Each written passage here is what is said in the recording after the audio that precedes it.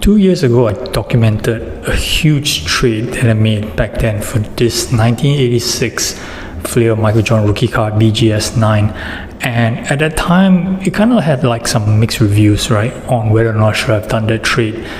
Today, I'm going to revisit that trade and to look at some numbers and to decide whether or not would I do it all over again.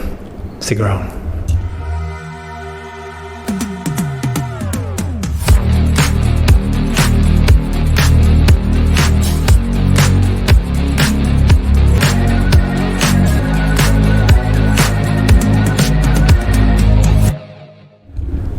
Welcome back, guys. It's Card Boss here, where we talk about cars, money, investing, and today we're going to revisit this $12,000 trade I made back in October 2022, where I traded a number of staple cards. And in today's video, we're going to dive into some numbers and as well as to discuss whether or not 2 years later would I actually do this trade all over again. So let's do a little bit of recap on what I gave up for this $12,000 Michael Jordan Fleer BGS 9.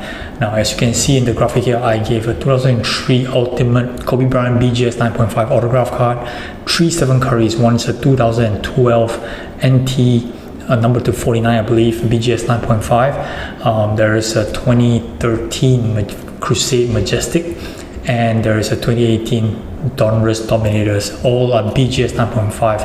And here's another additional Kobe Bryant, which is a 2004 Topps Chrome Refractor PSA 10, and a Luka Doncic 2018 Freshman Fabrics Rookie Auto, right, PSA 9, and some cash here, 1750, right? So based on valuations here, as you can see on the table here, it totals up to be about 12,950, and the valuation on the Jordan was at 12,000 bucks. So it's quite normal when you're kind of like trading upwards that there is a bit of a premium, given to the receiving person who's taking on the smaller cards in this sense. Now, at that point in time, I had mixed reactions on that particular deal itself. A lot of people are in favor actually trading upwards, especially on iconic cards such as a BGS 9 Michael Jordan.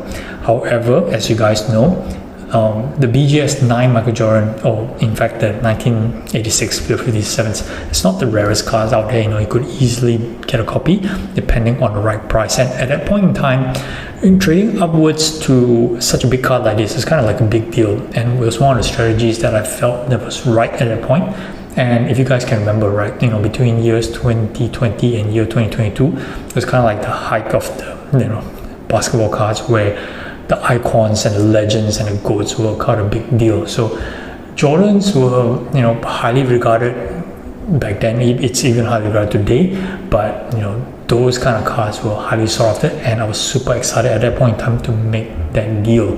So BGS 9 was valued at $12,000 back then, and we'll look at the valuation and what it is today on card letters, approximately about $9,500. So as you can see, the valuation kind of like dropped by about 20%. But what about other cards that I gave up, right? Have they gone up in value or down in value?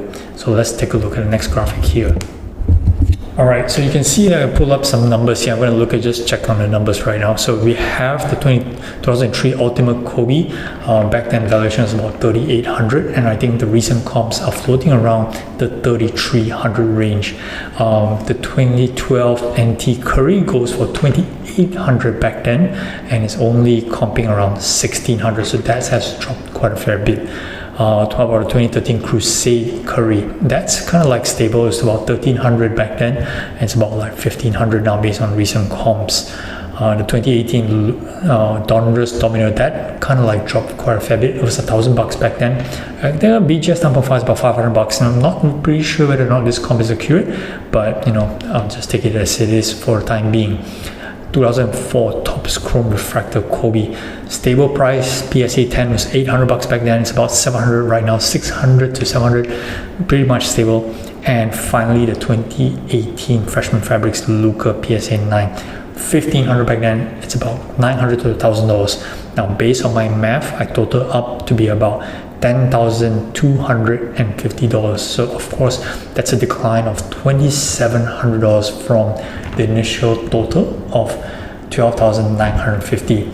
Now, what's interesting, like I just mentioned earlier, that Michael Jordan had decreased from the estimated valuation of 12,000 to 9,500, and that's a decline of 20.83%. Now, when you combine the cards that I gave up, including the cash, right, that I gave 1750, don't talk about inflation and stuff like that, the total value that I gave up had declined by 20.85%. So that means that whatever I've given up back then, it didn't really, the trade didn't work totally out of my favor. Okay, of course, value of the cards that I gave up and the value of the cards that came in both declined at the same rate, 20.8%, which is kind of like in line with what the rest of the market is.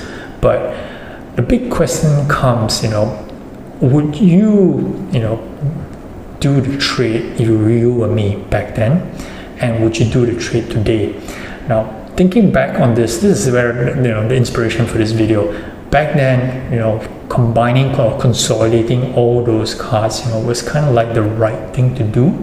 And back then, when the situation, they have the opportunity to pick up a 1986 Fleer Jordan BGS 9, considered a pretty good grade, right? It's a chance that I wouldn't want to pass out, especially that it didn't involve me coming up much cash, only 1750.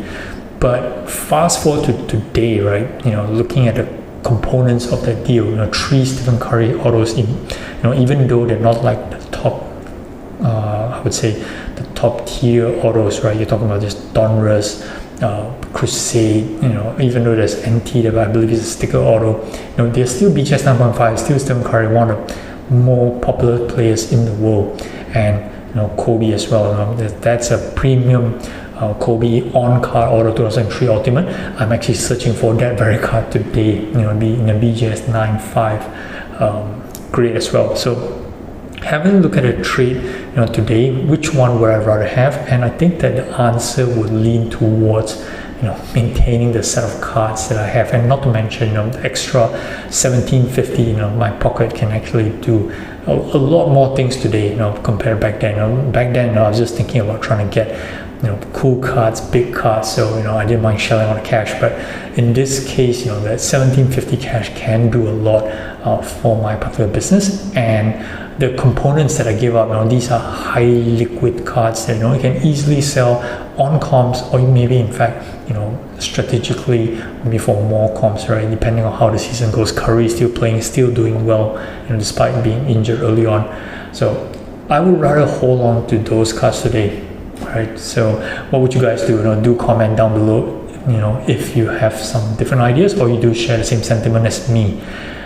Now, one final thing, before I go, this same very Michael Jordan is up on Fanatics auction, weekly auction number 148. That's ending in a couple of days' time. I believe it's currently sitting at $7,000 before buyer's premium. That makes it about like 8,400. So we'll see if, let's say, it can go above and beyond my 9,500 valuation. All right, that's all I got for this one. Do like, subscribe. Thanks for watching, guys. Thanks for a lot of new subscribers who follow my channel. Do appreciate every one of you. Till the next one, Carboss out.